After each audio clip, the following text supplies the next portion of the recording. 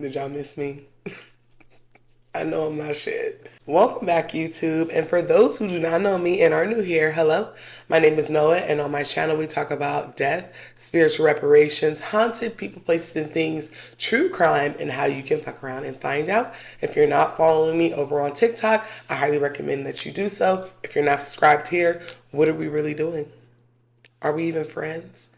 Go ahead and hit that subscribe button and turn your notification bells on. So I know I've been MIA, and I definitely knew I was going to be MIA, and I wish I would have posted more before I went on my MIAing, but I took a 10-day vacation. I needed the break. I did catch a whirly cold the last day of my vacation because, people be wanting to talk to me like this close, and I'd be like, and my husband be like, "Hey, how you doing?" I'm like, "Lord, please, people is Jeremy." So I'm just resetting. I just got back on Sunday and we are back to making content. While I was away, a very interesting topic went viral. And though I was not able to post a lot while I was away, I was definitely watching and following along. So for those who live under a rock, this video right here has gotten so many stitches that I can't even keep up with it. So what we're going to do today is listen to the most viral ghost stories on TikTok. Some of these stories I had to cut on SpongeBob afterwards because that's my safe spot, right? I could watch SpongeBob after, especially because I am a roach and I'm up late and I was watching so many of these at night. And so I picked out a few that were my favorites and that went viral. And if I had to hear it, you have to hear it too. So let's get into it. As always, I will be tagging each of the creators in the description of this video. Go ahead and give them a follow over on TikTok. They earned it. Make sure you show support. The first creator that I'm going to stitch is the original creator because it would be disrespectful not to because I seen her post first. Her name is Audacity over on TikTok, and she shares her time that she fucked with a Ouija board. And I literally have a video that says, "Do not fuck with Ouija boards." But she lived in this old house and y'all just listen. Tell me a ghost story that sounds completely unbelievable but is entirely true. I'll go first. When I was 8 years old, my family and I moved to a small town in the Midwest, and it was a farm town. It was built in like the early 1800s. I think it was part of like the Homestead Act or something. It was, had a bunch of acres, a barn that had burnt down. Like it was an active farm back then. Lots of history. People definitely passed away on the property, that we knew for sure.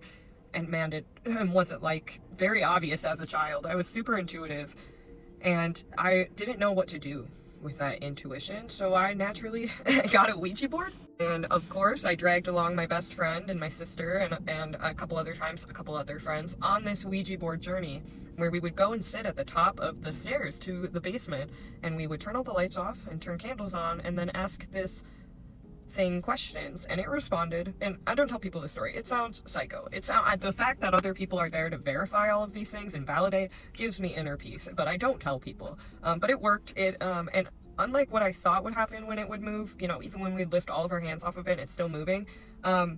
Is how aggressively it moved. It wasn't gentle, it was like very sharp. And so much time would pass when we were in there talking to this entity as well. Like we would think 10 minutes went by and it would be 2 hours. Like insane. Being little kids, we wanted to know questions and answers like, who are we going to marry when we grow up? Or how many kids are we going to have? Or just questions like that. And every single time we start, it would give us answers at first, like, and it would tell us about itself. We would say like, what's your name? And it would just say demon, D-E-M-O-N, like over and over again. When we would ask questions about me, at first it would like give us answers, and then it would just spell bitch repeatedly, B-I-T-C-H, B-I-T-C-H, B-I-T-C-H. Horrifying. Like any question about me. Also, sorry if I seem lackluster, I already told this whole story and it deleted. It was so freaky. Also having like visuals of like hands reaching towards the planchette, like in the candlelight flicker. This entity gave us details saying that it was like buried in the cemetery, a cemetery that was like local, like the name was legit. It gave us like, I think it either gave us a plot number or it was just like the last name, and we did go there, and what we found was crazy. Child. The craziest part is that it literally was saying, "Hey, I'm definitely a D word. I'm definitely that. And you're a whole. These spirits be unhinged, and the fact that she went along with this for so long, I would love to know if there was any like real lasting effects of her playing with a D word for that long and that D word hating her. This next creator goes by the handle B Nicole, and I seen her stitch second after I seen the original, and her story sent chills down my spine because we have talked about this over on TikTok so much, the deathbed phenomena and how you got to pay them spiritual reparations. People was calling me crazy. Of course the video went viral, but I'm glad that I'm not the only one and my followers aren't the only one that has heard of this or even experienced it. Just watch. I've literally watched all the stitches to this video, but this story that I'm about to tell today, even though it happened years ago, still gives me chills, and I feel like it has a lot to do with why I quit my job. So I used to work in long-term care, for those of you that don't know, pretty much a nursing home. I was a certified nursing assistant out of high school. This was my first big girl job, okay? So when I first started, I didn't know a lot about the different types of shifts, but there's pretty much 7 to 3, 3 to 11, 11 to 7. I worked the 7 to 3, which was 7 o'clock in the morning until 3 o'clock in the afternoon. As time went on, I slowly started to transition to 3 to 11 to work around my college courses. But every now and then I would pick up an 11 to 7 shift. It didn't take long before I started working there where people were telling me about this one particular resident that had an issue with people of a certain color coming into his room. I didn't have too much interaction with this resident because, like I said, I only worked 7 to 3, and you didn't have to do a lot for him. Just go in and check on him and make sure he was okay. Bring him his food tray. Every now and then he might ask you for help to go to the bathroom, but that was about it. I had heard that this resident could get kind of nasty sometimes. I also heard that he had dementia, so he was like seeing stuff. And I also remember going in his room a couple times and seeing all of the mirrors in his room covered up. This is gonna come back later. So on my first 11 to 7, we'll call this nurse Patty. Patty pulled me aside and she was like, hey, this is the list of people pretty much doing the report for when I first, clocked in, starting my shift. She told me who I had, who was total assist, which I had to do everything for, and who I could pretty much, let. So I noticed that this list had this certain patient's number on it, this certain resident's number on it. His room number was on there. But instead of it saying, just limited assistance or whatever, it was like total assist. So I asked, I'm like, I know I have him during the day and I just go in and check on him and make sure he's okay. If he rings the call light, I'll go in. But other than that, that's about it. When did he become a total assist? So she proceeds to tell me that the night before, he got so scared and so frantic and thought something was in his room that he jumped out of his bed and fell on the floor and did something to his hip. So at this point, currently, he's a total assist, meaning I have to go in, I have to check on him, I have to do everything for him. I say, cool, no problem. I start doing my rounds, I start checking on my people, passing out ice water, changing people, as I normally do. Literally not even 15 minutes into my shift, his call light is on. I go in, I make sure everything's okay. As soon as I get in, I kid you not, this man is literally in the fetal position. I walk up to him and I ask him if everything's okay. Obviously, when I walk up to him, I'm very careful because, like I stated before, he did not like people of my color coming into his room. During the day, he would make a big deal out of this. Like, if he could get a nurse or a nursing assistant of a different color, he definitely would. He did not pay that any mind. He literally jumped straight into, they're in here, they're after me, please help me. I'm looking like, who is they? He's like, you don't see that little boy behind you?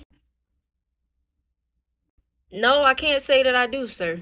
So it took me literally 15 minutes, and by the grace of God, I was able to calm this man down. We're going to call him Mr. Johnson. After I calmed Mr. Johnson down, I left out of the room, and I went and did my rounds like usual. Literally, not even 10 minutes later, he's back on the call light. I said, okay, maybe he's got to go to the bathroom or something. I don't know. So I went in, checked. This time when I went in the room, I noticed that the room was extremely cold. Extremely cold. When I went in there earlier, it was not cold like that. Now, that nursing home in particular was a little colder on the graveyard shift.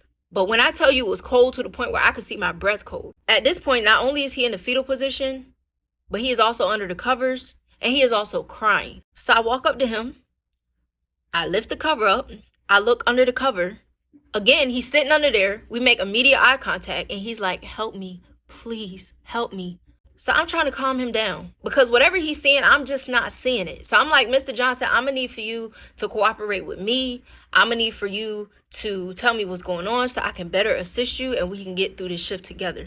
At this point, I'm doing what I've been taught to do for somebody that's going through a dementia or Alzheimer's crisis, which is what I was told that he had. He calms down a little bit and he literally just starts talking. And when I tell you this got crazy quick, it got crazy quick. So he's telling me that when he was younger, about in his 20s or 30s, he was married to a young woman. We're going to call her Maggie. Him and Maggie had just bought a farm. It was literally just him and Maggie. And before you knew it, Maggie got pregnant. Back then, it literally wasn't uncommon to have people of color hired as help to help you on the farm, to help you raise kids, whatever the case may be. This was post-slavery, but people was very much still feeling entitled to doing whatever they wanted to do to people of color.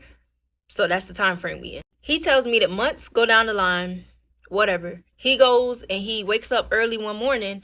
He sees that his wife is a little uncomfortable. She tells him like maybe the baby's coming or whatever. He doesn't think nothing of it. He goes out, get on his tractor, and he does his farmer work. He has a farmhand named Tommy. Tommy is a black man, okay? Around lunch, he's guessing is when his wife went into labor while he was still out in the field. His wife called her mother-in-law, which was Mr. Johnson's mom, her sister-in-law, and his brothers came as well. Everybody's making sure that everything's going okay. The baby is finally born at some point. When the baby is born, I guess everybody in the room looked around at each other and realized that this baby was not in no way, shape, or form white. The brothers immediately take the baby and they go outside. His mom sits there with her and they go. They snatch this baby and they take the baby outside. Meanwhile, all this is going on. Him and Tommy are still out in the field. They took this baby out into a body of water. And I will not be saying what they did to this baby, but you can only imagine for the time period. Him and Tommy finally wrap up their work for the day and he heads back to the house. When he gets inside the house, he sees his wife sitting there with his mother. His wife is crying. His mom's just sitting there irritated and pissed off. He asks what's going on, and that's when she gives him the whole rundown that your wife was pretty much sleeping with your field hand, and this is the situation that you're in. So he asks, where's the baby? And the mom says, your brother's taking care of it. Don't worry about it. You need to figure out what you're going to do with her. Meanwhile, this is going on. His brothers have went and got Tommy out of the field. The things that they did to Tommy, again, I cannot describe it here on TikTok, but just imagine the torture and everything that he went through. They literally just left him there in that field. They left him there in the middle of the field. This man proceeds to tell me that when he finally figures out what happened and what his brothers did, they literally acted like nothing ever happened. And every night, Tommy and his son will come and visit him like clockwork. At this point, when I tell you the chills are running up my spine, literally every hair on my body is sticking up. I don't know what to say. I'm like, when they say frozen in fear, I was frozen in fear. Because it's like, as soon as he told me that story, I could pick up on what was in the room. Before, I couldn't pick up on what it was, but I could immediately feel something else in the room with us. After he told me the story, I finally got him to calm down and he went to sleep. He slept for literally a couple hours, and at this point, we're at 3 o'clock in the morning. Like clockwork, he hits that call light again. I go back in. I remember walking into the room and all of the sheets were taken off of the mirrors, which I thought was very strange because he wanted his mirrors covered up for a reason. I went over to Mr. Johnson and I touched him to make sure that he was okay, and this man was ice cold. He had died. As I went to leave the room to go contact a nurse, oh my God, I'm getting chills. I'm literally passing by this mirror, and as I'm headed out, on my left is the mirror. I turn and look in the mirror, and behind me, to the far wall of Mr. Johnson's room, I see a taller figure, and I see a shorter figure standing beside this taller figure that I would say is probably about the height of a 5-year-old child. I have never seen nothing like that in my life, ever. And I cannot explain the amount of fear that ran through my body, but I got out of that room so quick, I will tell you that. The crazy part is that when the nurse came in, we could not understand how these mirrors got uncovered. Even the one in the bathroom was uncovered. The one in his room was uncovered. Again, this is a man that just hurt his hip yesterday. There's no reason why he should have been out of bed taking these blankets off this mirror, and I know he wouldn't have done it anyway. Also, the fact that she felt like he had been dead for longer than I said he had. But again, I had just talked to Mr. Johnson. I had literally just talked to him. So I don't understand how a dead man talks, but Maybe y'all can let me know. And when I tell you, baby, I only lasted 3 more days after that. I didn't sleep for days. I said, I'm not coming back. Y'all ain't gotta worry. Spirit never forgets. Everything you do in this life will catch up to you in the next life. If you are good in this life, you will experience blessings, ashe, in this lifetime and in the afterlife, and while transitioning. But if you are a miscreant, a bigot, a murderer, or sat around and watched someone be unalived, okay, I'm not getting demonetized. You know, them spiritual reparations have to be paid. So pay the piper. It is what it is. This next creator's handle on TikTok is Bonbon, and she told a story of the time that she borrowed some chairs from a funeral home. Tell me a ghost story that sounds completely unbelievable but is entirely true. I'll go first. So this actually happened to me and my mom. So she's my witness. And I know people think when I tell the story, it's like this girl is chasing, she reaching. Not. Okay. So we had a pastoral banquet, our pastoral anniversary banquet. And so it was on a Sunday, last day of the banquet. And we got the chairs from no other place than a funeral home. So we returned the chairs, of course, back to the funeral home. But my mom called the lady like, hey, we're getting ready to bring the chairs. And so the lady was like, just take the chairs, drive around to the back and put them on the by the door on the back because no one is there because we're at a funeral. Remember that part, okay? Cool. So when me and my mom go drop the chairs off, we just unloading the chairs because we're not knocking on the door or nothing because she said there's nobody there. Okay, great. We unloading the chairs and everything. And then I said, Ma, I think I seen that curtain move like that. I guess she didn't hear me because she kept unloading everything and, was just going on. And then after that, somebody opened the door. This big brown skinned bald head guy opened the door, heavy set. And my mom was like, oh, you scared me. That man said, oh, I was just sleeping.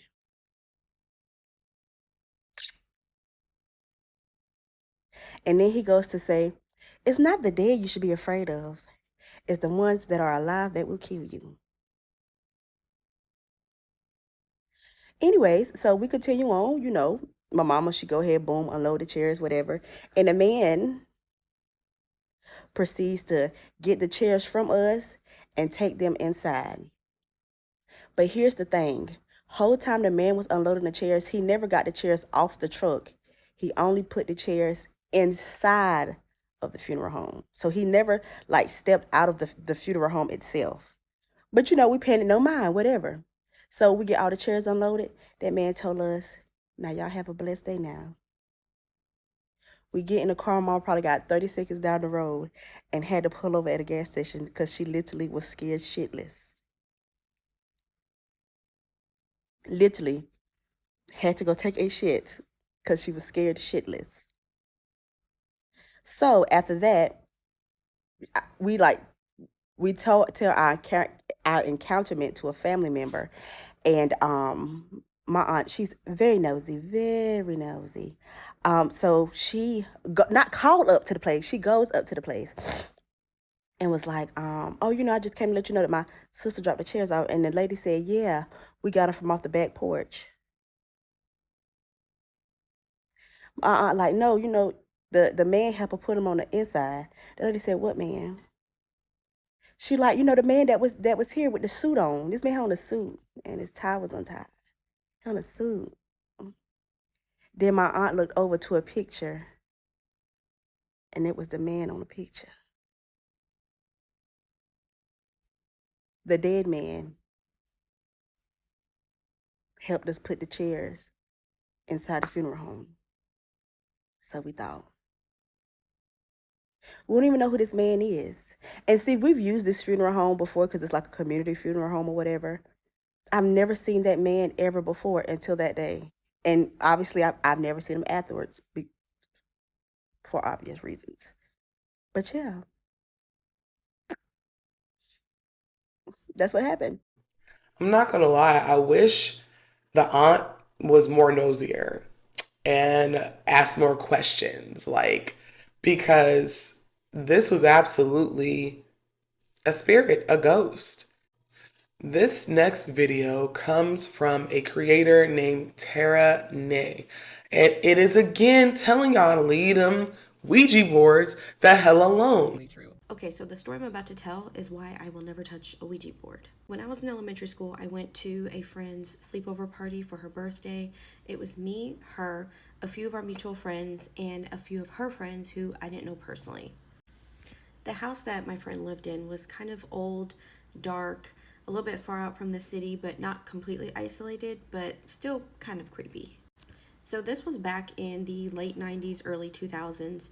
So while we're having this sleepover, we're playing all of those games that we used to play back then. So we played Light as a Feather, we played Bloody Mary, and we just sat around telling ghost stories in the dark. All of that was fine. Nothing out of the ordinary happened while we were doing that.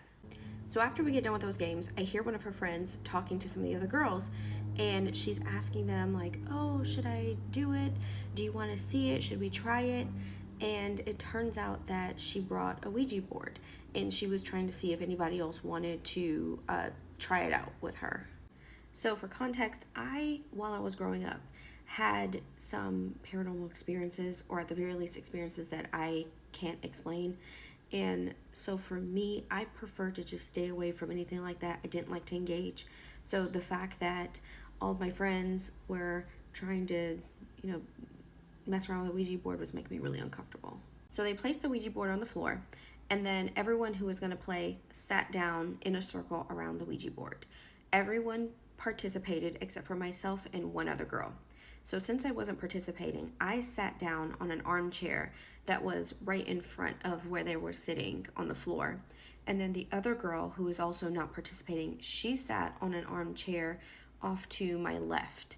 And her armchair had its back to my friend's sliding glass door that led out to her deck. All of the lights were off in the room that we were playing in. Pretty much all the lights, in that entire floor were off. The only thing that was on was the TV, and the TV was on just in the background on mute, and everything else again was just pitch black dark. So the girls who were playing start asking it questions, like silly stuff, like, oh, who am I gonna marry? Am I gonna be rich? Stuff like that. So everything was going fine, and then all of a sudden, one of the girls slams her hand down on the board and says in this kind of, I don't know, strange voice. It was still her voice, but the tone was a little off. She slams her hand down and she says, you guys are doing it wrong. You're supposed to say hello first. Don't be rude. And so everyone looks at her like, wow, what a weirdo. But they went ahead and listened to her anyway. So they started over, they said hello, and then they started asking new questions. At this point, they're asking these questions. The planchette is moving. They start arguing over who's actually moving it and, whatever. While this is happening, all of a sudden, the hairs on my arms and the back of my neck start pricking. And I look up at where the TV is. Next to the TV, off to the right, was a hallway. The hallway was dark because, again, all the lights are off. The hallway is dark, but the entrance to the hallway is right next to the TV. And so what I see there is a silhouette, a pitch black, dark silhouette of what appears to be a person. And I was so freaked out, but I couldn't look away. I was staring at it, and I thought maybe that's just her dad. And so I'm looking for any sign that this figure that I'm looking at is her dad. But the problem is that her dad had kind of long, scraggly hair that was like, it would show off over here. So he also had a fairly thick beard. So if that was her dad, I still would have been able to see from the shadow silhouette his hair and his beard. This figure had nothing. It was an outline and nothing else. I also couldn't feel, I don't know if any of you have experienced this. If you have, please let me know, because this is the strangest thing I've ever seen. I didn't get that feeling of recognition that you get when you're looking at another human. Even if you don't know the person, you at least intuitively know that you're looking at a human being. I did not get that from this figure that I was looking at. So while I'm staring at this thing, and I don't even know how long I was staring at it, the same girl who slammed her hand down, all of a sudden, projectile vomits all over the board. And obviously, as soon as she does it, everyone who is sitting around the board screams and scatters away from the board. Everyone's staring at her, including me. That broke my concentration. So I'm staring at her, and she kept her head down, looking at the board after she vomited. And she says in this, like, almost whisper tone, oh, it freaks me out. I said, don't be rude. So at that point, I hear the bedroom door to where my friend's dad was sleeping open. I hear him walking down the hall, and I see him coming from where the figure was standing. And when I watched him do that, I knew for a fact that was not her dad that I saw standing there. And I know that because, again, like I said earlier, you would be able to see his hair, you'd be able to see his beard as part of his shadow. So needless to say, I did not sleep a wink that night. I don't think anyone else did either. I never went back to her house, and I 100% will never touch a Ouija board. If you have ever been personally victimized by a Ouija board, call us now, 1-800-UFAFO'd. You may be entitled to some compensation. I don't know how many different languages. Okay, and granted, a lot of people are kids and they don't really know the ramifications of messing with stuff like that.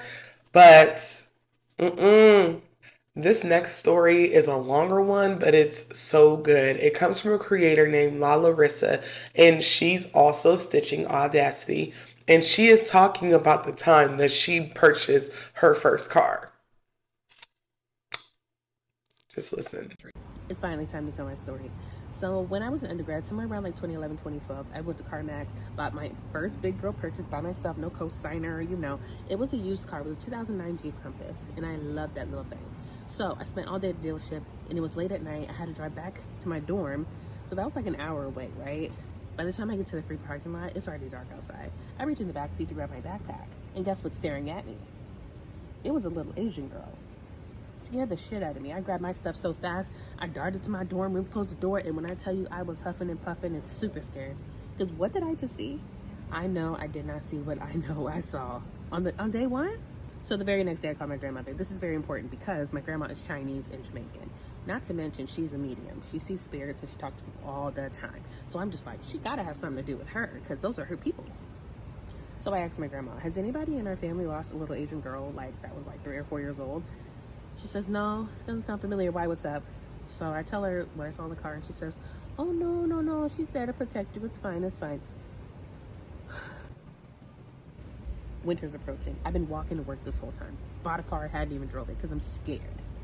Eventually, I talked myself into, okay, just drive during the daytime, maybe talk to her, see if you can get anything out of her. So for a couple months, I tried talking to her, got nothing, no response. She would just stare. She would just sit and look at me. Eventually, I guess I just kind of warmed up to her, like she's just gonna be here. Like I don't know what to do. Like this is still my car. And anytime I would have people in the car, she would just disappear. Like she knew what her role was. Fast forward, and this girl has now been riding in my car for almost 5 years. Still doesn't talk. At this point, I'm in grad school at the Med Center. I'm dirt broke. I'm working multiple jobs, and I'm driving for Uber and Lyft on the side. Right. The last time I saw her was when I was getting ready to go out to go drive. That night, I got a ride request to go pick up somebody from the casino. Turns out it was my classmate from the Med Center. So we're chopping it up in the car, right? I come across this intersection. It's a 4-way intersection, and at the red light, there was an officer sitting there just waiting at his red light. I remember just kind of glancing down, making sure that I was going the right speed limit, and boom, I got hit. It was a big black Suburban. The guy was drunk. And he kept driving after he hit my car, and the only reason why he stopped is because he hit a tree. The officer saw everything happen. It was all caught on the dash camera.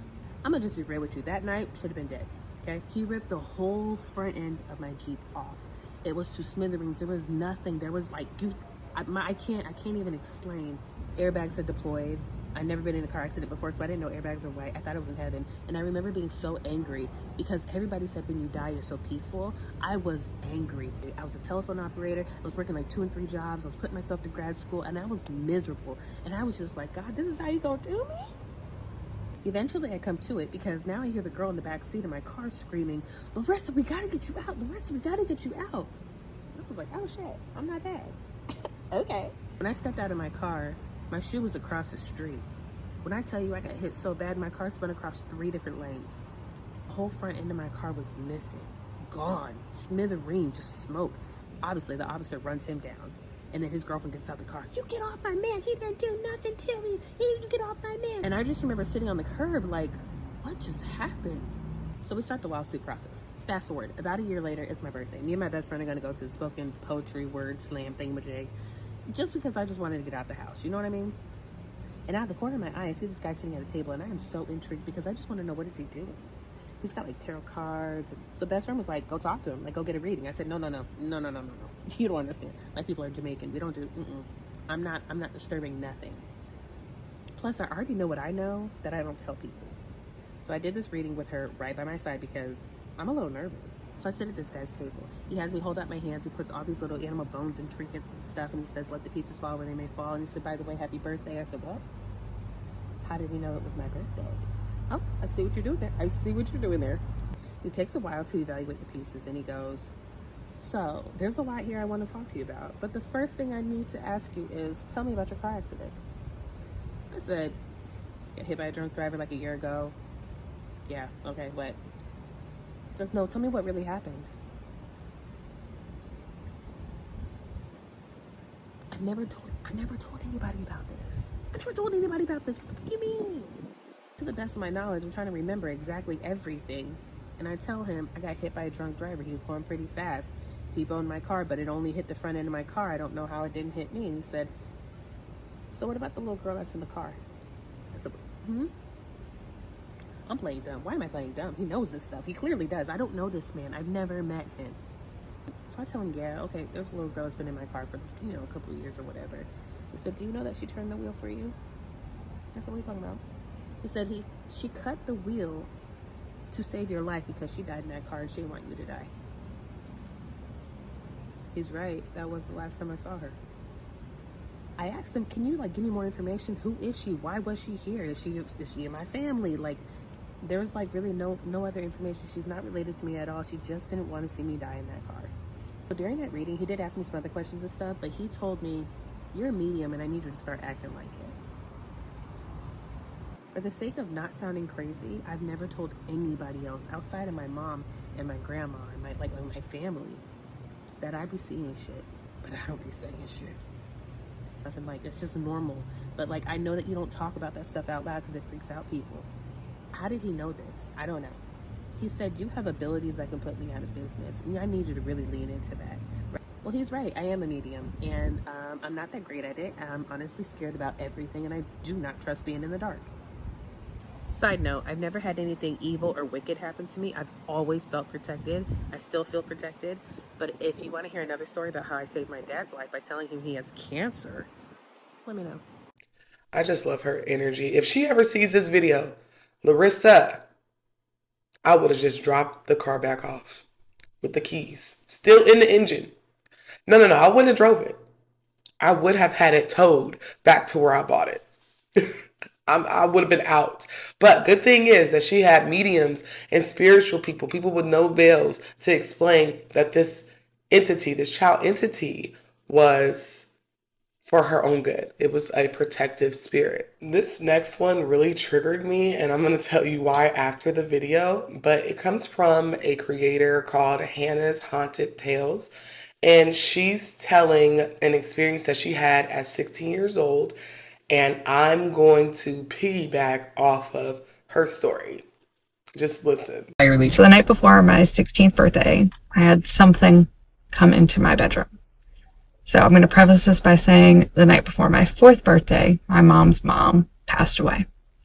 So it's the middle of the night.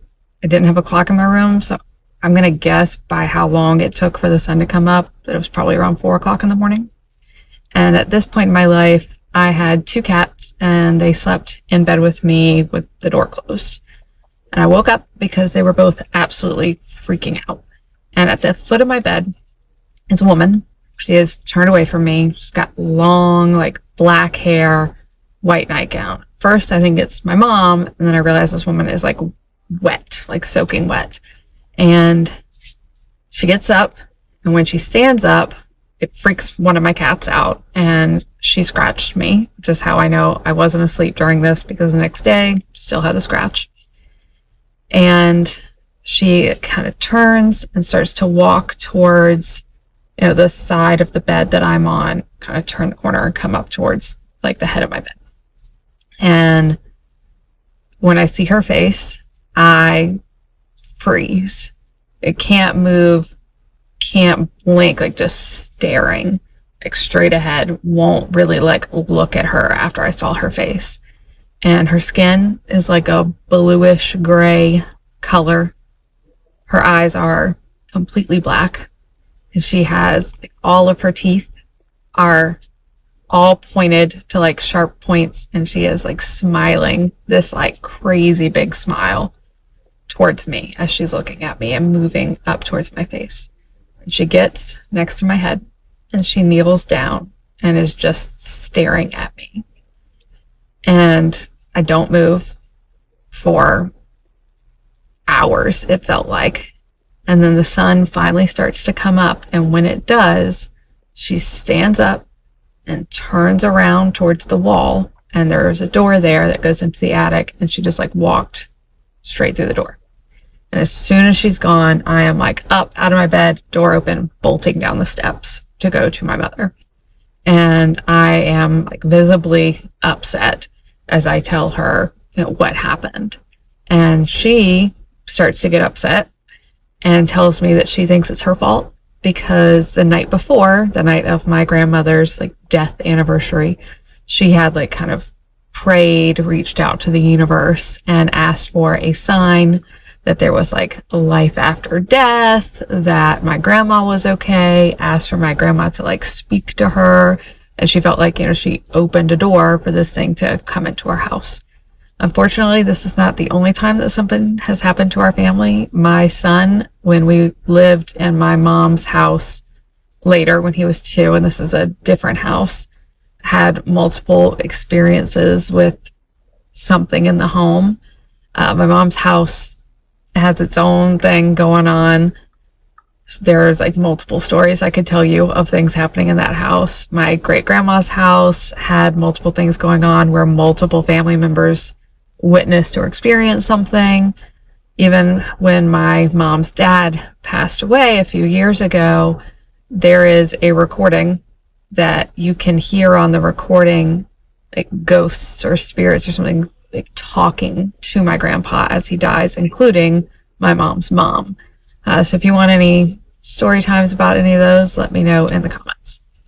Her story absolutely brought chills down my spine, and that entity, that wet woman, is absolutely a D word.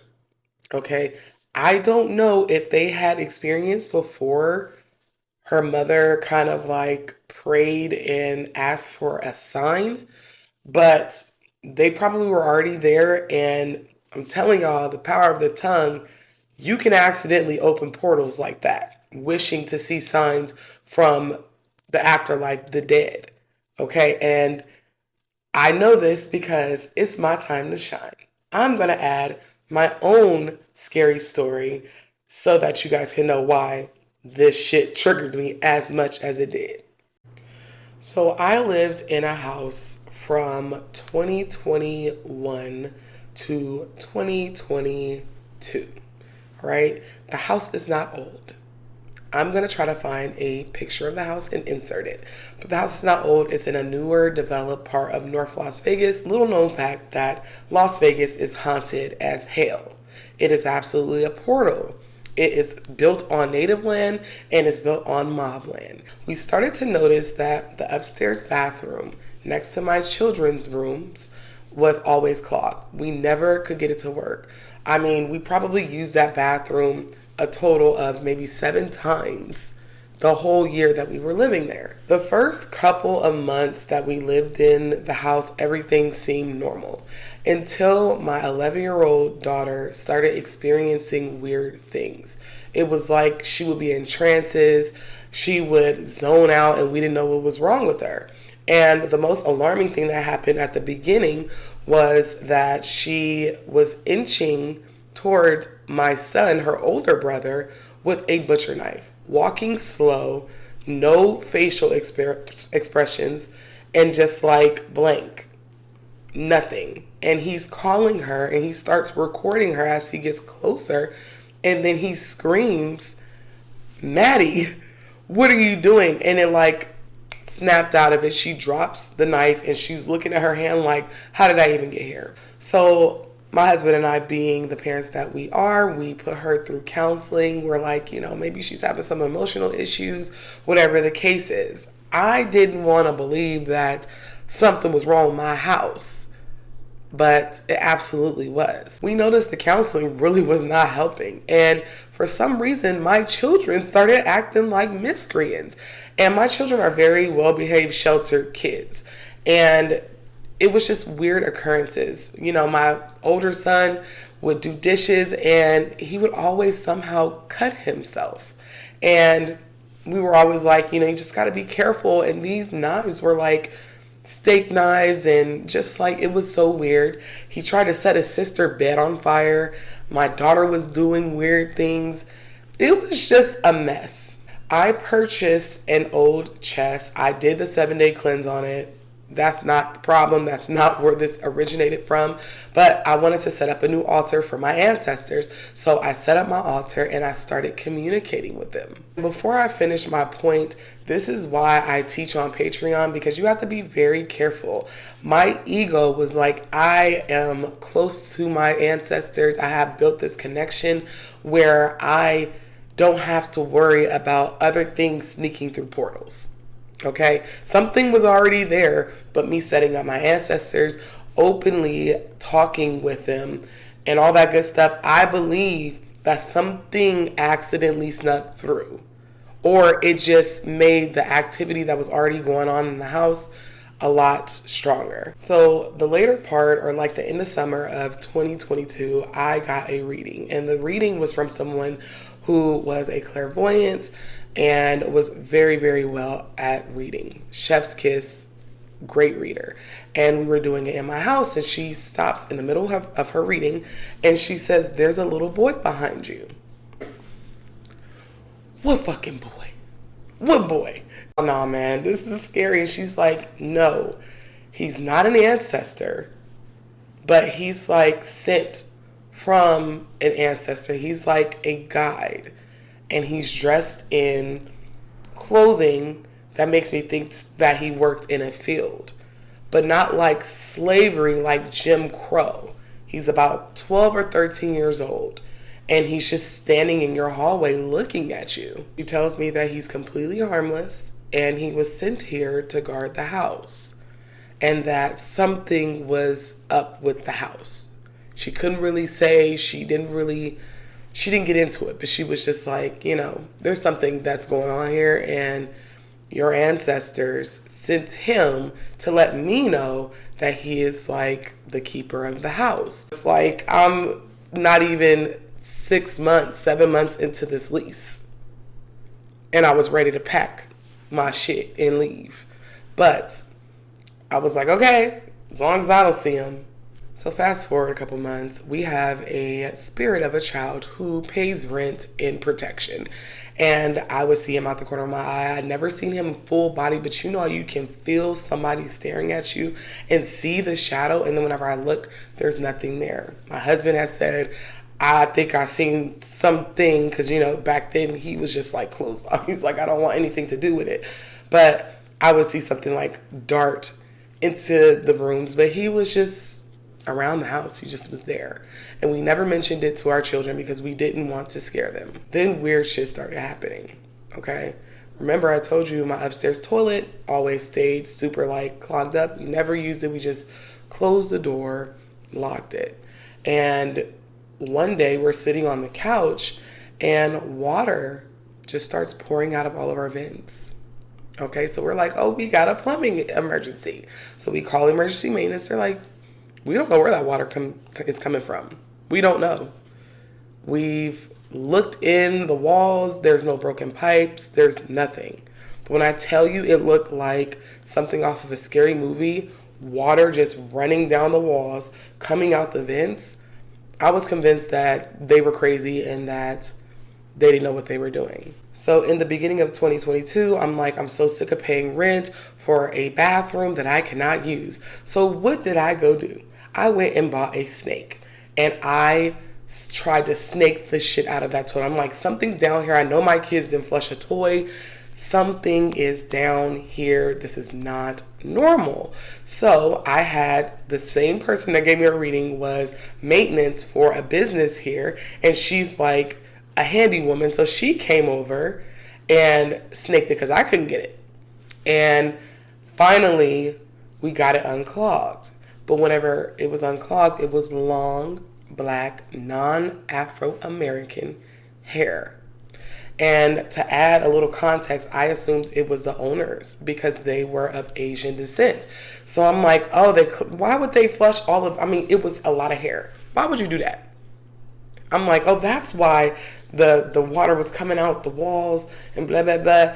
And she was like, no, because they basically did an ultrasound of your pipes. They opened up walls. That they would have seen that if that was the issue. And no quicker than we took the hair out of the toilet, we smelled nothing but sulfur. If you know what the smell sulfur means, that is whenever there is a D entity somewhere, okay? So we smelled that, and she was like, I think we should have left this clogged. I should have left that toilet clogged. I should have left it clogged. I don't know if the previous owners clogged it on purpose. I don't know. But baby, when I tell you it was on, it was on and cracking ever since I unclogged that toilet. First thing that happened that made me think what is going on is my son was doing dishes at night, doing his nightly chores. I was laying in my room and my daughter comes and starts banging on my door. She's like, Kyron got stabbed. Now remember, earlier in the story I told you he was always getting like cuts. It was just always something. My daughter, who looked possessed on that video, literally was trying to or walking towards him like she was gonna do it. And I come downstairs and there is a huge butcher knife. And thank the gods, thank the spirits, ancestors, straight through my son's arm. And I asked him what happened. He said, I have no clue. It was like something pushed or tripped me into that dishwasher. And the crazy part is my son is big. Even now at 14, he's 6 foot tall, 250 plus pounds, little football player. And he didn't break the dishwasher falling on it. Literally, it was only like his arm was supposed to be on that knife. And at the time I was like, you're just clumsy. But I noticed when I went down there, only his blood was on the floor. No water, no nothing. It's like he just opened the dishwasher and it was just there already. But the biggest disturbance was with my daughter. She began to have night terrors, not sleeping in her room, staying up all night. I had to move her into the room with my older 2 boys because she was terrified. And whenever I finally sat her down and asked her, like, well, what is bothering you? She says, there is something in the windows and it has glowing red eyes and a long smile. And he would only come out at dusk, from dusk all the way till dawn, okay? And it was hell. All the while I am like nearing the end of my lease, wanting to renew it. And I didn't know what to do for her. I'm like, I don't see anything. And then she started to complain about a lady who had bluish gray skin and was wet, standing outside of the house in my backyard. That looked ghostly, that looked scary. Still not putting two and two together. I am. It's starting to come to, but then I started to seek divination from someone who was a stronger diviner than me, because I was just like, no, no, no, no, no. This cannot be. I can't have ghosts and D words running around my house and blah, blah, blah, because I want to renew my lease. I invite the lady from the reading that I did almost a year ago, or I don't know, 9 months ago. And we're sitting in my living room. We're about to start the reading. And my daughter comes from the second living room and says, Mom, there's a little black boy outside of the house next to that really scary wet lady, and he's staring inside of the house. And so, of course, my friend is like, okay, show me. She's a clairvoyant. She's really a medium in my eyes, but I don't have a better word, and I lost contact with her, so I don't know what to call her. She's like, yeah, that's him. You need to move. He's not even going to allow you to stay here. The reason why he's on the outside of the house is so that you guys can get the hell out the house. The very next morning, my daughter, I noticed she stayed in her brother's room all night. She didn't wake me up. I mean, this was miserable for weeks. And we were having breakfast. She's sitting at the table, eating cereal. And I'm like, you slept good last night? And she was like, yeah, I did. I did get woken up once, but I didn't want to wake you guys up. And I'm like, oh, okay. And it was a pause. And she was like, Mama Rose likes to play dress up. And I was like, I'm sorry, who? She's like, Mama Rose, she likes to play dress up. For context purposes, Mama Rose is my great grandmother who passed away in 2017. So I'm intrigued because the last time I checked, she is dead, like dead. What do you mean? And she said she was laying at night about 2 o'clock in the morning, and she heard her brother's door open. So she looks up, she sees the hallway light, and the door is open, and she sees my grandmother. And my grandmother literally doubled back like, oh shit, she can see me. And they looked at each other, smiled at each other. My grandma closed the door and walked away. So of course I called my clairvoyant friend and I'm like, this happened. And she gave me another reading. She's like, it's getting so bad that your ancestors are roaming the hall. You need to move. And I'm like, I don't feel like it. Can I just get somebody to bless the house? Like, can I call in like a babalao or somebody? And she's like, no, this is not your battle. You need to move. So in the gist of all of this happening, maybe like 3 days later, I get an email from my landlord and he is selling the house. Because when he bought it, it was $200,000 and now it was a $500,000 house. And he wanted us to vacate. And my clairvoyant friends was like, I told you you wouldn't stay in the house. They were going to make sure that you did not stay in the house. So I packed up my house because my lease was over in like a month. So I started packing this 5-bedroom house. And one of the last days that I was staying in the house, I decided to take my kids on a cruise. I hired my clairvoyant's 18-year-old daughter to house sit, her and her best friend. So I gave them the key. Nothing was in the house other than the boxes, and they were all in the first living room, ready for the movers for whenever I got back. And they didn't last until 4 a.m. They got there at 8, 9 o'clock, and they were out of there by maybe 3:30, 4 o'clock. Her daughter and her daughter's friend, also spiritualist, daughter also very gifted, and guess what she says she's seen in the windows?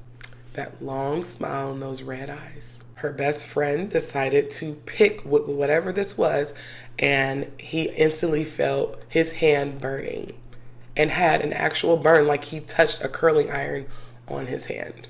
I was shook because now this isn't a 9-year-old saying these things. These children had just graduated from high school a couple of days before and had no idea what was going on in my house.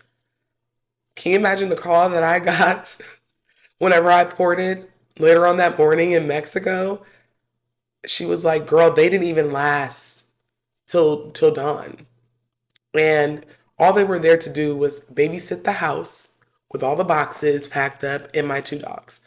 Baby, they got them dogs. They didn't take the cages. They got them dogs, barely locked the door, and ran out of the house. She woke her mother up to drive from Henderson to North Las Vegas. And if you live in Las Vegas, you know that is like two different cities just to come and get her. It's safe to say that whenever I moved out of that house, I literally just came home from my cruise, unlocked the door, let the movers in, let them take it out, and walked out that bitch backwards. I walked out the house backwards and threw 3 pennies at the entrance and never, ever, ever returned.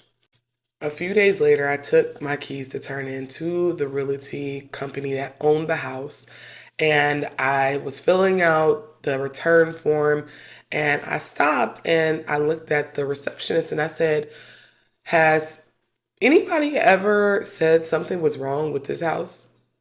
Like, like it's weird? And he like stopped. Weird how? With a smirk. What was wrong with it? I said, that shit is haunted. What you mean? What's wrong with it? It's haunted. It's haunted, haunted. Y'all got a D word that's taking up residence in y'all toilet. And he just shakes his head and kind of chuckles. And he's like, I'll let the owners know. And that was it. And I also forgot to mention, right before, or during, I should say, my daughter's like terror of going through all of this for weeks, we left out of the garage. We parked our truck in the garage, came in the house, came back out an hour later, and there was like 1,000 flies on the garage ceiling. There, y'all, I have never seen this many flies. Mind you, my trash cans are on the side of the house. I've never seen nothing like this before in my life. I'm pretty sure I survived the conjuring. I'm pretty sure. That's my creepy ghost story to add to Audacity's repertoire and stitches of ghost stories. But if you want to follow Audacity or any of the creators featured in this video, including myself, okay, give me a follow on Tickety Tap, then you go to the description of this video. They'll all be listed there. And if you have a creepy, haunted, cryptid, paranormal, or just a case you would like me to cover, go ahead and email me. I'll be leaving that in the description as well. Until next time, y'all do good, be good, and stay safe.